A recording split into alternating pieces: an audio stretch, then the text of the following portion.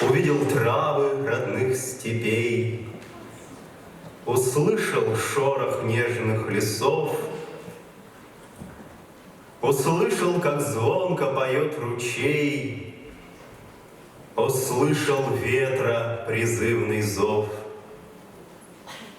И все вокруг ему рассказало о подвигах тех небывалых, о битвах великих богатырей, что бились за счастье земли своей.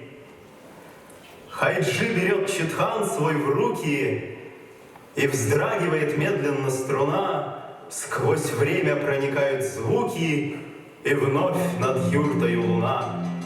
Степь дышит вольно, и звезд не счесть, вновь скакуна натянуто стремя. Это о вас, победившее время, это о вас,